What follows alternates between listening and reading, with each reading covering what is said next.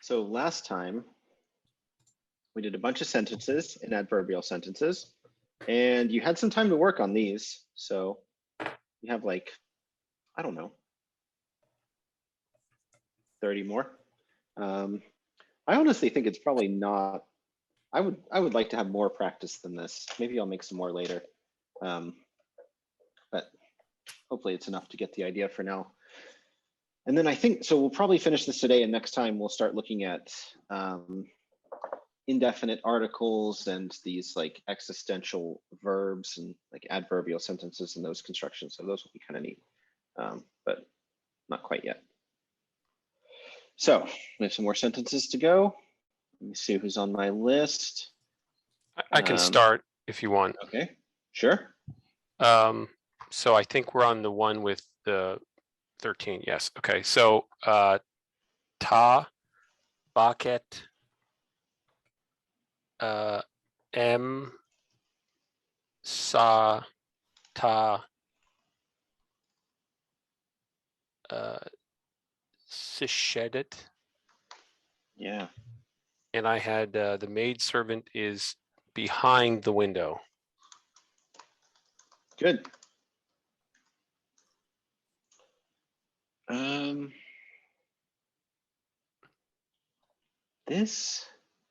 This might be one that we can do in Coptic. I'm not sure about this word. This one should give bouquet as the equivalent. Bokeh? Oh, Yeah. okay, good. Bouquet. Yeah, that seems right.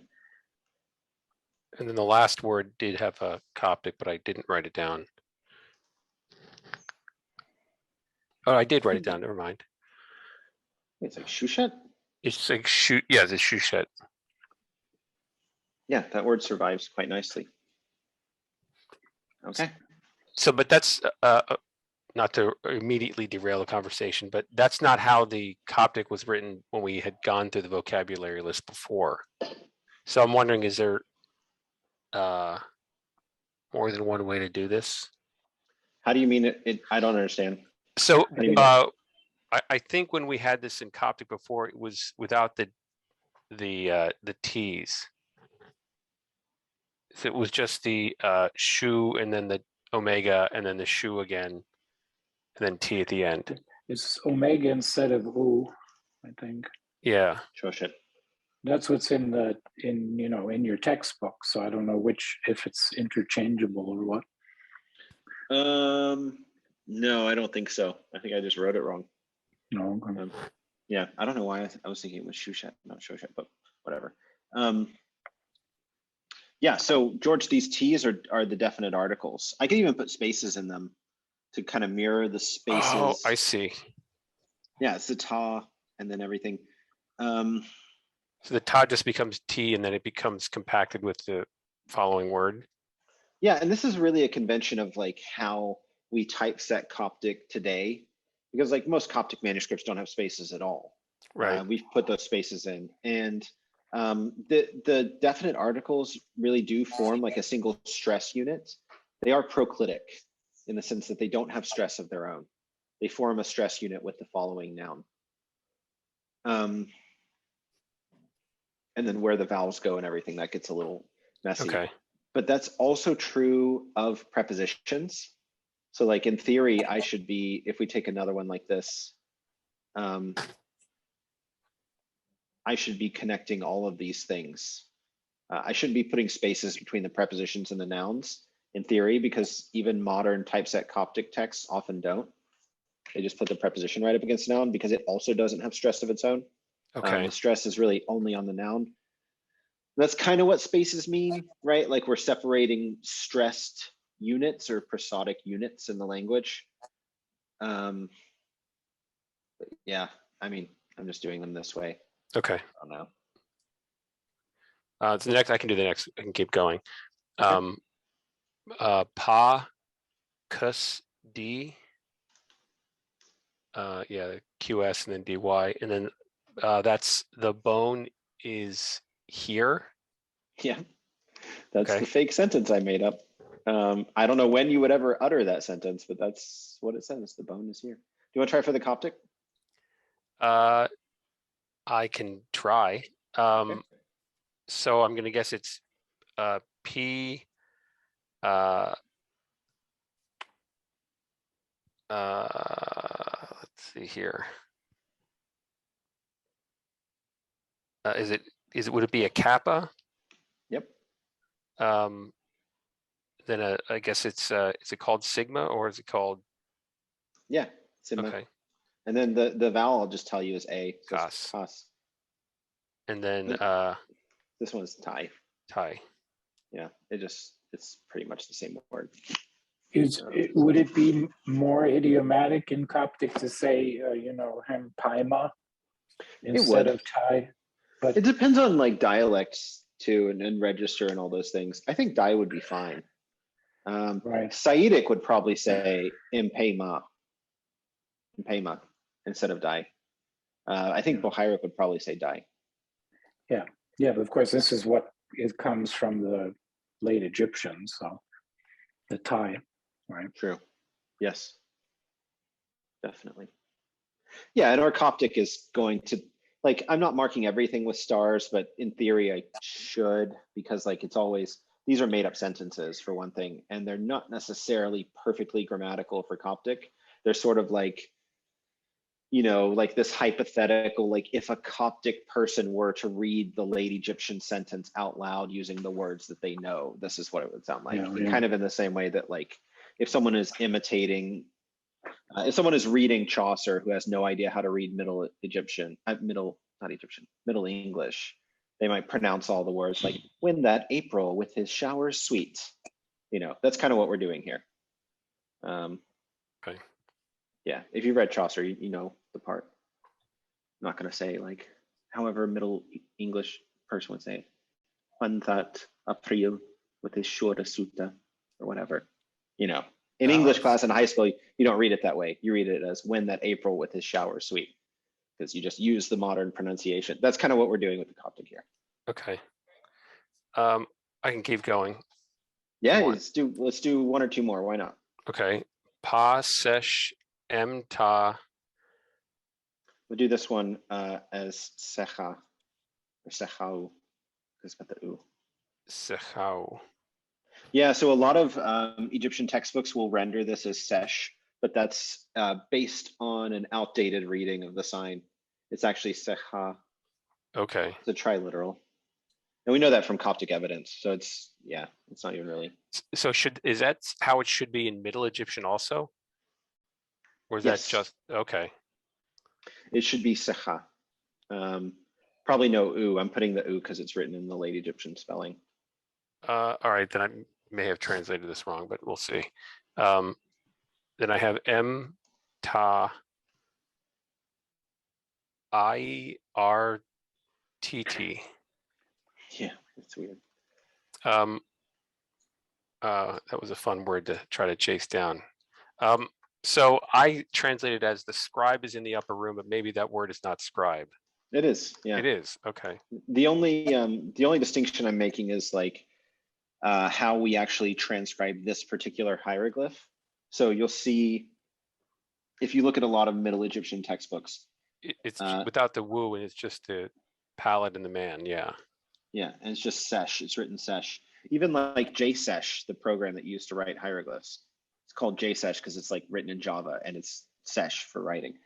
But the evidence is really solid. For instance, the Bohairic word for writing is eschai, and the Saitic word for writing, which I really should remember, is it sahai, like that? Maybe. I don't know. I know Bohairic. Right. And yeah, I know Bohairic way better. Okay, so the only that actually gives us like this correspondence set that we could like hypothetically use to reconstruct like Proto-Coptic. The only thing this corresponds to in earlier Egyptian is 4th H. So the only time that you get like the Hai in Bohairic and the Hori in Saitic is when you have a 4th H in earlier Egyptian. So that gives us that one. And then this I generally comes from a place where you have the aleph, which becomes a glottal stop, which creates this situation of like two vowels in contact, where you get this diphthong in Coptic. So even just using like the absolute minimal amount of evidence, like the words from the two most common dialects of Coptic, we can easily reconstruct this instead of this. This just, I don't know.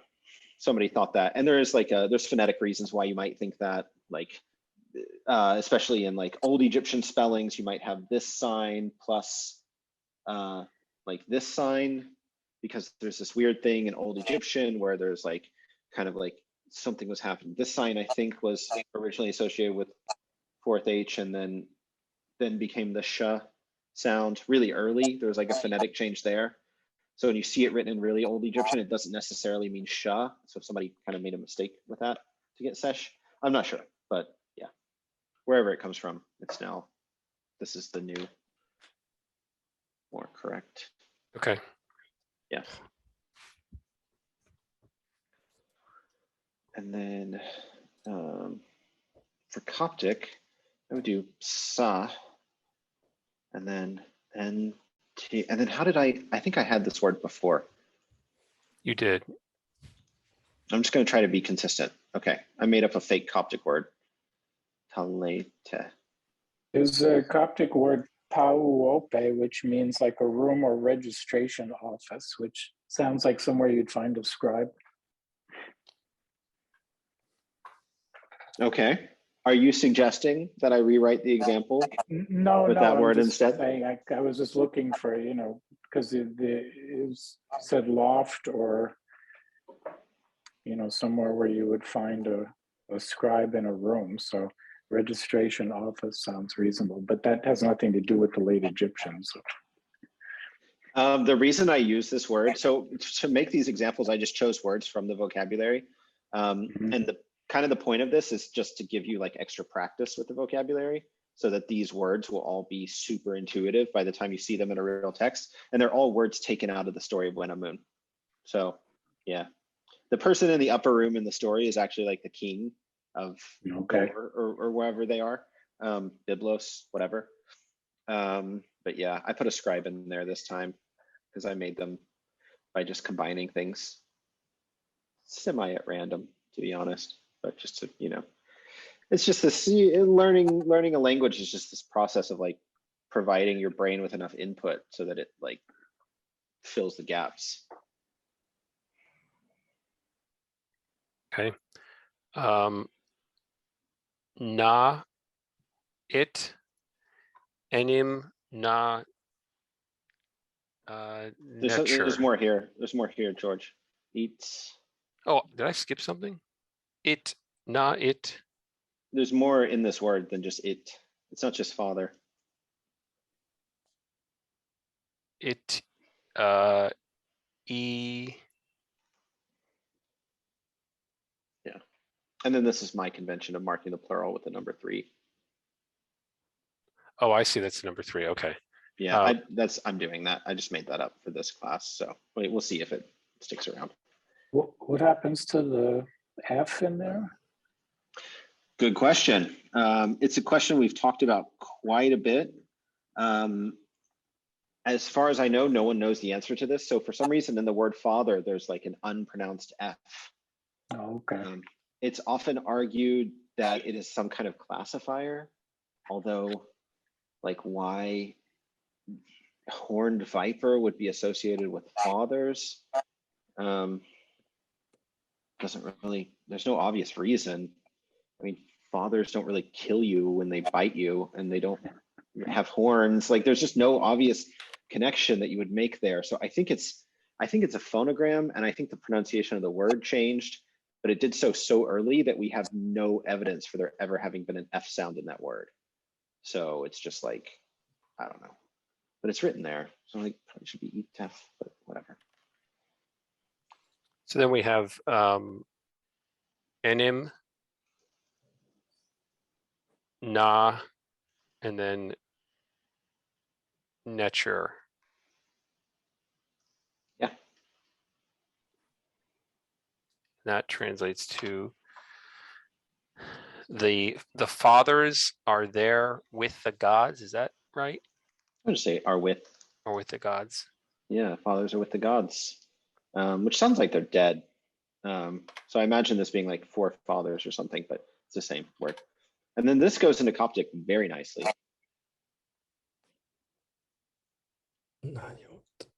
Nah. Oh, I see. So it's na eo. Is it a T? Does it get a T? And an epsilon, Yoda. Na This plural Yoda. is preserved in Coptic also, which is kind of fun. When you say it's preserved, what we don't normally write the plural except for the double I, right? Yeah, so in late Egyptian, this has a variant plural with this double reed leaf. And then in Coptic, the singular for father would be piot. So it's just yot with an omega, Right. and then just a final T. And the plural is Yoda with an omicron and an epsilon after the T. So it actually, Coptic actually preserves a plural form, which it doesn't usually Oh, I do. see. Okay. Most words, you just put the N on the front and it's like, okay, it's plural now. With a singular form after it. Right. Okay. Na yot, and then it would be, is it niyim? It's just men. This one's a little Men. confusing. It's nem in other dialects of Coptic, but in Saitic, which is the one we're basing this on, it's just men. There's been some kind of like the M and N have swapped through like basic metathesis. Okay. Yeah, it's the same word. And then, so I can keep track of where we are here. And then it's na again, or n. I'm sorry, I don't know the Coptic for gods plural here. Inter. It's like this. Inter. Yeah. So Coptic also preserves a variant plural there too, because the singular is nute. That's one of these few words where you actually have all three forms. We have nute, ntore, and inter. So like masculine, feminine, and plural are all preserved into Coptic, which is kind of neat. Okay. Okay. Thank you, George. I'm gonna pass the torch. Who's next? Dante, you're next in the list if you want it. Sure. Not it de. How would you pronounce that? The I don't really the pronounce Y. it as die. Die. Yeah, Well, like yeah, the and Coptic then word. So then it's Tai, yeah, or Die. So yeah, the fathers are here. Niote Tai. Eniote Tai. Yeah, good job.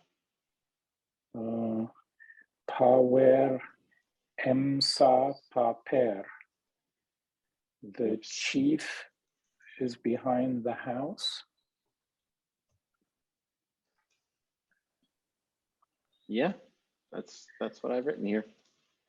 And that would be like Pape Ensa Pepor. Yeah, that's kind of tricky. Wait, what is chief? Ape? Oh, the head. Tape, this word. Yeah, we really don't have this word. If I were to make it up, I would probably guess that it's something like war. I'm just making it up. I'm starring them though. And then Okay. pair we also don't have, but it is probably Por? pa. Or Pe? Pa? Or pe, yeah. Pe is good because it does survive in the word erpe, that means temple, which in late Egyptian is per. So probably just pe, but those are both reconstructions. Yeah, I'm not really sure about this one. That's kind of a shot in the dark, really. Okay. Yeah. And sorry, what? no, it's okay. I was just double checking that one. Yeah. Okay.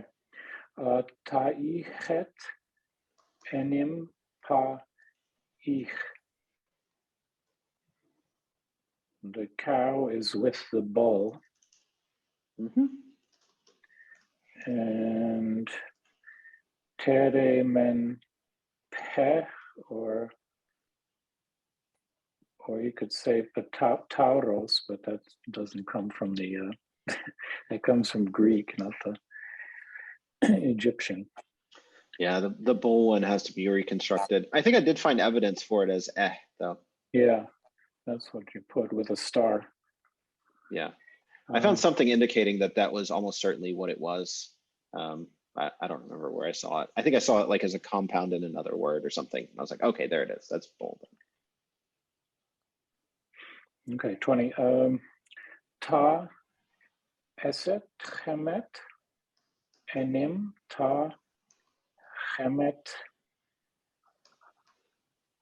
What do I have here? Ensel. Yeah. Yeah, and this one is, I don't know if we've talked about this yet. I think we did actually. So this is honorific transposition. So you have the su as an abbreviation for ensu, king, and it gets moved to the front. So the word is hemet ensu, wife of the king.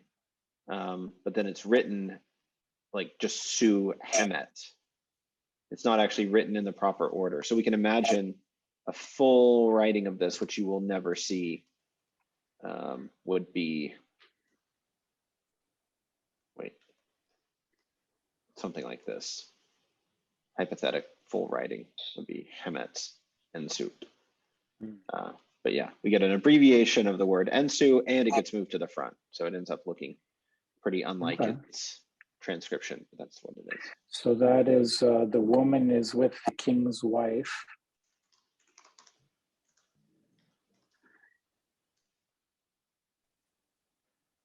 And then Tesime Mentero. Yeah, so we don't really have king's wife. We can reconstruct it though. I would reconstruct it as, then there's this question of does the T come back in direct genitive? I think it doesn't.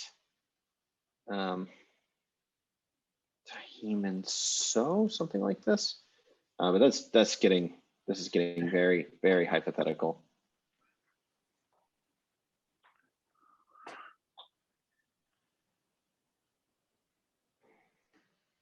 And just so that I'm following, you're making a direct correlation between potentially reconstructed Coptic, not necessarily Pero, which would be like the king in Coptic, right? Or yeah.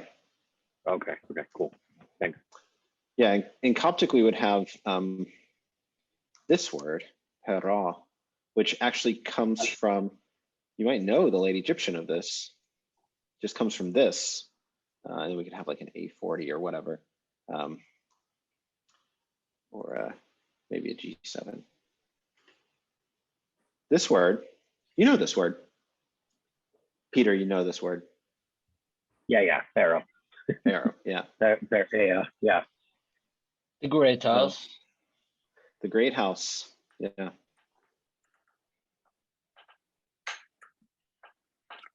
Want me to do another one? Do you want to pass it along? Let's see who's next on our list. I see Aaron here. I'm worried that if I'm only going by the list order, I'm going to end up not including people. If you feel not included and you would like to volunteer to read one, by all means, speak up. But for now, Aaron's next on the list. Do you want to do a few of these, Aaron? Sure. Pa, wuha, ta, shot. Oh no, this is singular. Sorry, it has a plural, but it's singular. Inta, shot. Okay. The commission is in the letter. Yeah. I'm proud of myself for that one. That's a decent sentence. And then this gets pretty tricky. I mean, this gets really, really heavily reconstructed, but pwosh and oof. Yeah, letter we really just cannot do. What would it be? Shy. Yeah, this is almost too heavily constructed to be at all useful like that. So it's like if, if Coptic just said, the hell with it, let's just call it epistole from Greek.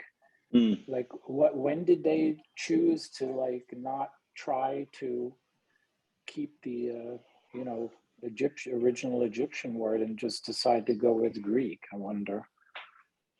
Yeah, I mean, it was definitely a process. So if you can see it happening.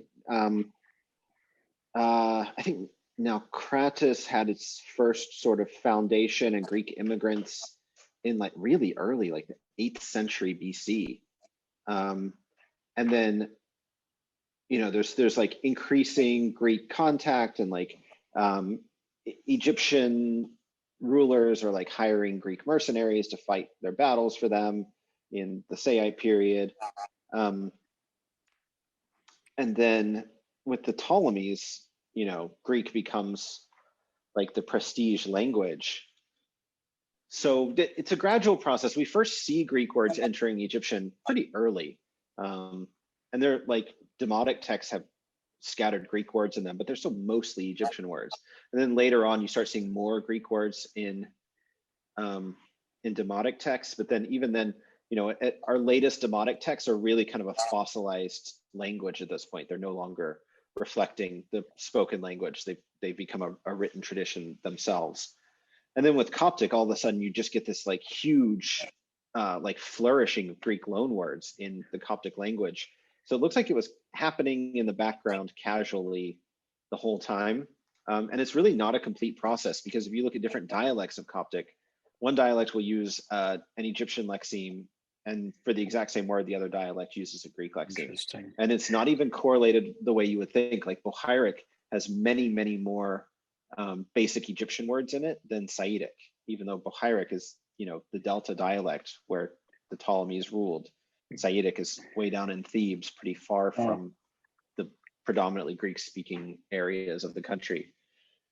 So yeah, it's kind of weird. So in this case, like the word letter, if the Greeks, as soon as they arrive, like become the intellectual elite, so the word letter is explicitly about literate culture, and so maybe they would use the Greek word depending on what the meaning of the word is and what strata of society would be using that word the most or something. I think we can definitely observe trends there. They're not as reliable as you might hope. So like, in English, we have this really nice, like this cleavage line between the words for meat and the words for animals. Like we have beef for cow and pork for pig and mutton for lamb, etc. That's because like the people serving noble tables used the French words when they were serving food and used the English words when they were raising the animals, right? So you get this really nice sort of divide that shows the linguistic division in society that was happening like after the Norman conquest and the elites in England were speaking French. We really don't see that to the same degree in Coptic. It's much more mixed. You'll see Coptic words for, Greek words in Coptic for really basic vocabulary that you would think like, surely there was an Egyptian word for this. And then you look at another dialect, the other dialect always used the Egyptian word for that thing. An easy example would be like Bohairic says Baki and Saitic says polis, right? It's like, why? Like Egyptian has plenty of words for town and city. That's not a new concept or anything. It's very interesting, but yeah, apparently it's nobody's cracked it or had any theories about. Well, there is. Oh, sorry. Go ahead. Yeah, I'm just thinking it's quite similar to what's happening in many languages with English. Like English kind of influences everything nowadays. And it's just some kind of trend, like people pick up the word and begin to use it without really any good reason, because I mean, we do have the word in our mother tongue, but I don't know, just because it's fashionable or whatever, we use the Yeah. English word. Yeah, I see English all over the place in Berlin, and it's not in places where it's like some kind of new concept or some specifically like American or British thing. It's often words for things that like there's a widely used German lexeme that could have been chosen. You see it in like billboards and stuff, things written by Germans for other Germans will have random English words in them in places where you don't even need one. You could just use the German word there and it would be easily understood.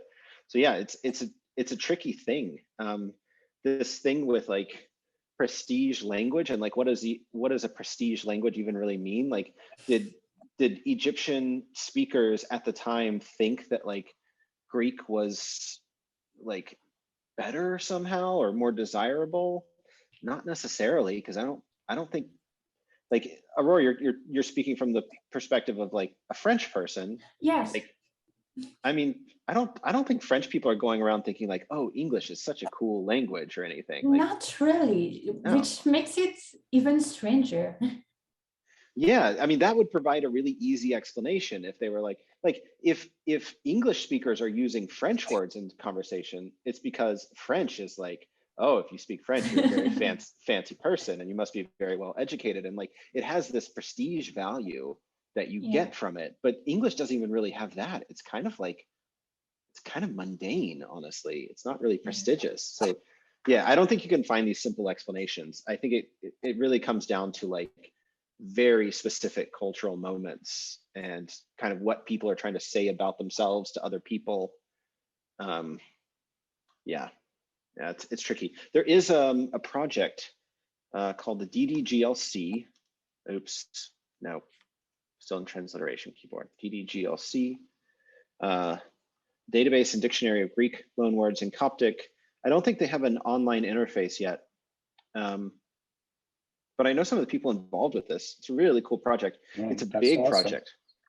Yeah, it's huge. I mean, they have this huge database of Greek loanwords in Coptic, and they're hoping to make a public website, but obviously that's a difficult thing to do in the best of circumstances. And but if you want to learn more about it, I highly recommend going and looking into it.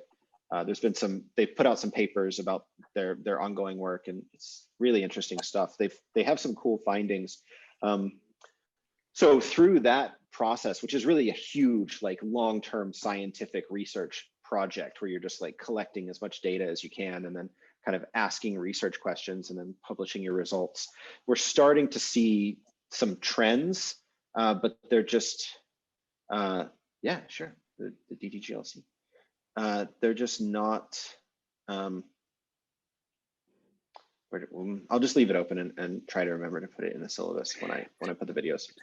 But it's funny because for Greeks, especially, the philosophers and the religious people, they look to Egypt as the source of all wisdom, but they weren't like borrowing so many Greek Egyptian loan words. Of course, there probably weren't as many Egyptians in Greece as there were Greeks in Egypt later by any measure. So not necessarily the prestige thing, but simply like colonization and stuff like that must have a big effect.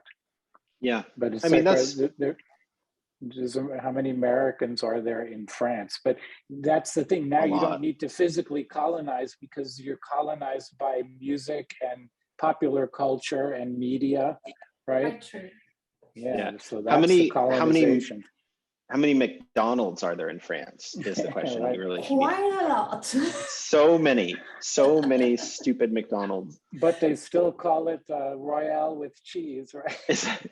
Is that even real, Royale with cheese? I don't know. I thought it was that's just made up. The famous dialogue from Pulp Fiction in the beginning. Yeah. Why is it called Royale with cheese instead of, because they have the metric system, they don't have quarter pounders. So yeah, I don't know. Definitely good questions. It's in this case, your question is actually something that's being actively researched right now. Yeah. I don't think we know the answer. Who was translating? Was that Aaron? Do you want to do some more, Aaron? Yes, please. Okay. Pamer. Set or Eset? Yeah. Oh, have I been doing this? Have I been doing this? I ESET can't or set? remember which one we landed on. Yeah. Let's just do a double check. Okay, I'll go back and double check that. The key thing is consistency, really. The overseer is in the place. Yeah, the overseer is in the place. And then Coptic. Oof, this is really tricky because we have this overseer word preserved in a couple places. It's always something like le, like leshone or lesonis survives just as le. And then how would this one be? So the same writing shows up in the name of Isis, which is Asa. Yeah, I don't know. We're getting into a place. I've used way too many where Asa maybe? Possible. That's just a guess. I've used way too many words where they don't really transfer. I think maybe on some like this, I could just say we don't know. Yeah. Quick question about. Go ahead, Peter. Quick question about overseer. Overseer is like a local person, like an estate overseer, is that right? Or is it like a bigger role? It's a local role, and it's really like, I think I've translated it. Did I translate foreman? I hope I translated it foreman. I'll put a double check on here too, just to make sure I'm consistent. Yeah, you'll see it translated overseer, boss, whatever. I really like foreman because it's generally like you have a crew of people doing something, like the workers on an estate or whatever. What's it called? Like a expeditionary force, like a platoon, something like that. Oh, and you'll have okay. a mayor, an emira. So yeah, it's basically just boss. I might even want to use the word boss because it really is like, bosses take all kinds of different forms. There's some kind of like hierarchical organization of people, and this is the person immediately in charge of some small homogenous group of people, right? It's generally not a person at the top of some sort of more complex hierarchy where you have multiple levels. It's usually like you have a group of workers and you have the head guy, and he is the mayor. Okay, sorry to talk over you, Aaron. Oh, no, that's okay. Tashatim. Okay. The letter is there. And Coptic, this is another one where yeah,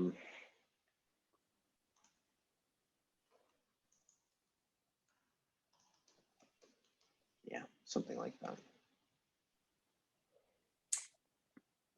One more? Sure, let's do one more. Tahet die.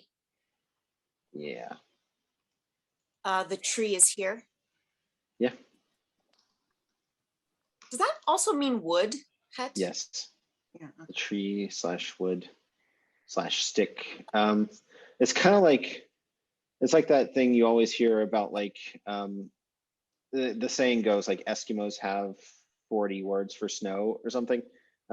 That's not literally true. Also, like, I think Eskimos is not the proper term for the various Northern American Indian groups, but like whatever. So hypothetically, these groups of people who live in the far north who encounter snow every day have more words for snow. That's not actually true. But you do kind of see this thing where like Egyptian has very few words for things that they don't have a lot of. So like there's one word, het, that means tree and wood and stick and plank, and like anything you could imagine that has something to do with wood is always the same word, up until Coptic, where you get a slight differentiation. You see the same thing with like snow and ice. there's really one late Egyptian word that means snow, ice, whatever, like whatever you want to talk about. And it's probably just because they encountered it so rarely that, you know, you always knew what you were talking about. Anyway, yeah. That doesn't mean geographical location has not influence of the language on the language. I think it does. It's just we're not arguing for like- some sort of linguistic determinism here. We're not saying that like it's a much softer statement than the way it's normally used. So it's often used. For one thing, the observation is not literally true. Like Inuit people don't really necessarily have way more words for snow than people living in a warmer climate. It's not consistently true. And also it doesn't mean anything about like how you conceptualize those things. Like Egyptians might have had one word for ice and snow and everything else, but they would have had no difficulty like describing the differences between those things. You know, because it's so much lesser than the other part of the world. For example, the north or far south of the world. right. Yeah. Anyway, so yeah, the word for wood is, or tree, pretty much the same. Aaron, do you know the Coptic here? Don't. I know here is Thai, but I don't know Yeah. wood. It's just she. Hmm. It's basically the same word. Pretty much always the third H just becomes a shy. Well, not always, but in a lot of cases, the third H just becomes shy. So Shaddai, the wood is here. Okay, I think we've had you on the spot for long enough, Aaron. Next person I see on the list is Aurora. Aurora, do you want to do some of these? Your sound, your voice is close. Yeah. Just enclose it. So 25. Pa necer ta demit. Yeah, good. So I translated it as the God is in the tongue. Good. You want to try the Coptic? Penute.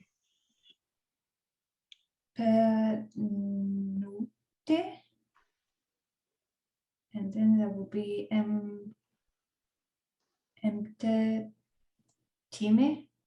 Yeah, Oh, the Good. gender change? the gender changed. Okay. Yeah, it's kind of weird. It went from feminine to masculine. This actually happens a lot between late Egyptian and Coptic for some reason. The gender, and it seems like there's a lot of them that go from feminine to masculine for some reason. I feel like most of them are going in that direction. You don't see it as often that like a masculine word goes to the feminine. I'm not sure why that is. It's kind of strange. I mean, we see that with like Latin, which has 3 genders, going into Romance languages. You'll see gender shifts sometimes, and you also see like the neuter, the Latin neuter will kind of like doesn't always know where to go. Like in French and Spanish and Italian, the neuters sometimes are feminine, but mostly they're masculine. It's kind of random. So like words shifting genders over time in languages is not a super unusual thing, but it is unusual that in Egyptian, it's almost always feminine late Egyptian nouns become masculine Coptic nouns. I have no idea why. It's like there's that directionality to it. It's weird. Right. So the next one, Nagashu. Yeah. So Gashu is like migratory birds? Yeah. Or just birds? Migratory birds. Yeah, so that's like for lack of a better translation. It does mean it's like, I mean, it's a way that we don't divide things in English. So it seems really strange to have like a specific word for that. But like in Egypt, there are the birds that appear only at certain times of year, and there are the birds that are always around. Okay. So it kind of does, there's this very obvious distinction. Some birds don't go anywhere and some birds only show up at one time of the year. So there's like these types of birds and there's a word for it, but English doesn't have a word for that. I So, mean, yeah. that's kind of cool. Isn't that fun? Yeah, it's great. Migratory birds are there. It's like the opposite of the tree thing. Yeah. Yeah, it is. I mean, we have an abundance of birds, but we don't really distinguish them. I wonder if it's because our birds just disappear rather than just appearing at certain times. Most of our birds just disappear at certain times.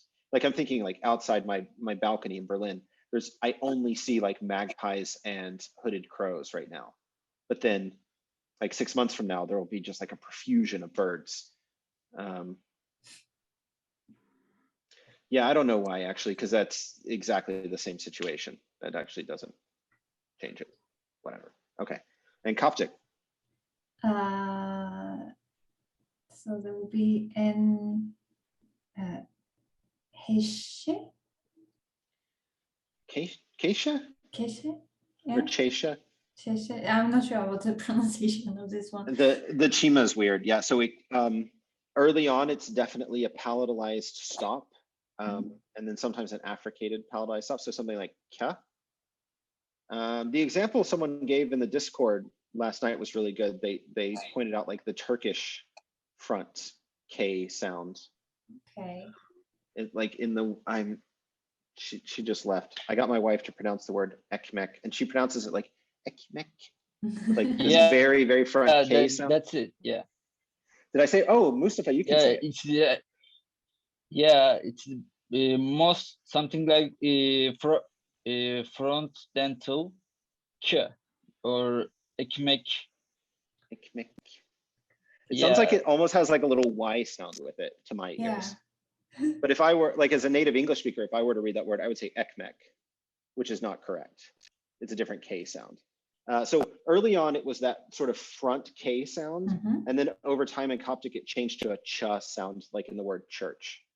All right. So you can say in Keisha or in Chesha, is probably what I would say. Okay. And then a Mao. Yeah.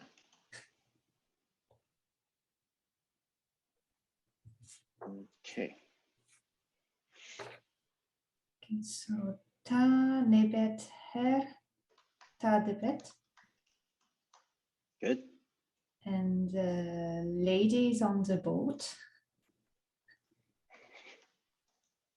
The lady's on the boat. These sentences will get more sophisticated as we go along. So that will be ta nebe. Yep. And then hit. And then for both, I'm not quite sure. Yeah, I'm just going to put question marks because it doesn't survive. Yeah, Tenebe, heat, whatever. Probably Dape or something like that, but yeah, it doesn't survive. Okay. Do you want to do one more? And then I'll let you off the hook. Okay, well, sure. So, ta necheret,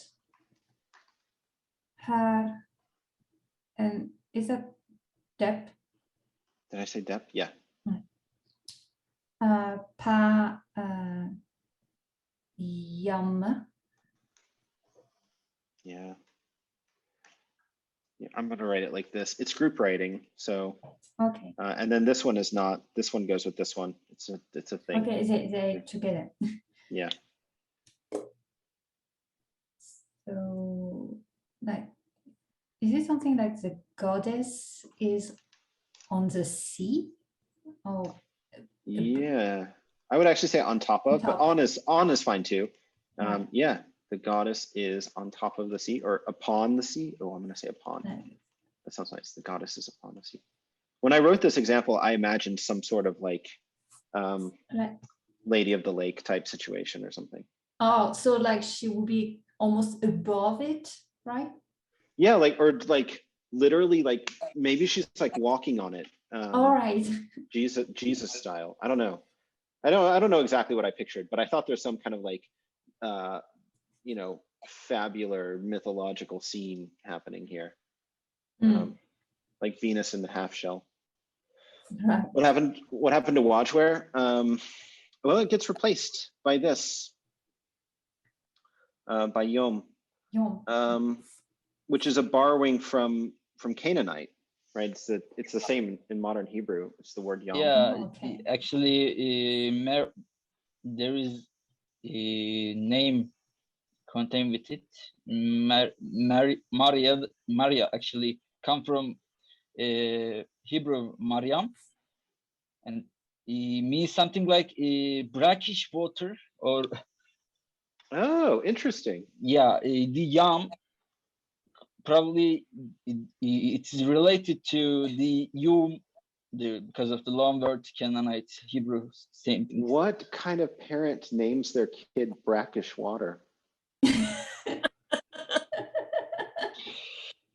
As I know, Americans just put children's name something like, excuse me for that's a word, but it's something like Dick, or I don't know, something weirder than the Hebrews. Okay, so like Richard, and then like the nickname is Dick. Yeah, fair enough. Yeah. Yeah, fair enough. I'm wondering whether that's the original meaning of the name, honestly, but that's kind of what, because like the original name of Dick doesn't mean penis, right? It's just a nickname for the word Richard, and by a sort of coincidence, Yeah, it is the weird. slang word matches this nickname, but like that wasn't the parents' intention when they named their kid that. I don't know. That's a bigger topic. Well, I mean, brackish what's water. wrong with Rick? Yeah, it What's sounds wrong with ugly in Rick? English, but if you think of a particular body of water being beautiful, like lake is a girl's name occasionally. So if you think of it in those terms, it sort of makes sense. Yeah, well, it does. My wife's name is Pinar, which I think sounds nice. It means like a spring. Yeah. I always joke that like Turks always have hippie names, because like in the US, if somebody has a name like you know, like Calm Spring or whatever. Actually, Forest. when it comes to Moonflower. Turkish names, there is also weird names, something like most related to shamanic beliefs. For example, we call it satılmış, which it's mean something like who has been sold, or who has been his soul sold, because of the much more like shamanic beliefs, related to shamanic beliefs, or ötemiş, get I don't know how to, whatever. It's It is okay. hard to explain in English. No, that's fine. I get Yeah. it. It's just like a naming tradition. I think it's really fun. I enjoy them. Yeah. Okay. I was confused by the hair depth, because hair by itself can already mean on, right, or upon. So what's the depth? Is it the same meaning, hair depth? It's not exactly the same meaning. It's hard to describe the difference though. Probably the easiest way to actually discover this difference would be to do like a sort of a text-based research on Coptic, because you have the same distinction in Coptic, right? You have he versus hijo. And there is a subtle difference in nuance where he just kind of means like above, on top of, but above, where hijo to me feels more like almost like attached to. It's more immediate. I don't know if that helps. Maybe we should remind me in office hours. We'll look at a bunch of Coptic examples and just see if we can pin down what the distinction is, because there's a very slight difference, but there really isn't a difference in English. Although like we have on and upon. What's the difference between on and upon in English? On to me seems like a slightly looser relationship. Like if something is on my head, it's just like sitting up there. But if something is upon my head, it's like it's attached. Like a cap is a A pawn. pawn just sounds like an old-fashioned way of saying. Yeah, more More archaic. formal. Yeah, Yeah. And then we have that's panas. true. Has the Like panas. on is on top of. There's a difference between like the vague, like you're saying, it's on is a little more vague. You could be on a train, you could be on, but being on top of is more like a physical position. Yeah, it's more specific. It's more Yes, specific. on a train and on top of the train, definitely two Very things. different, right? Yeah. If it says one of those on your ticket, you're going to be pretty annoyed. Yeah. There's also Aurora. I was thinking when we were talking about, I don't want to derail it too quick, but there's words like underneath, where if you actually think about the word, like, oh, where can you only use the word under, and where can you only use the word underneath? Much of the time, I don't even know myself. I mean, if you say I work under someone, it's very different from saying I work underneath someone. Oh, that's true. Yeah. That's the first example that popped into my head. Yeah. Yeah. Okay. Often This conversation is going to weird places. Yeah, they always do. I'm just trying to keep it fun, you know. Yeah. Okay, we'll finish this one though. Aurora, do you want to tell us the Coptic for this? So tentore, Yeah, tentore. hepeon,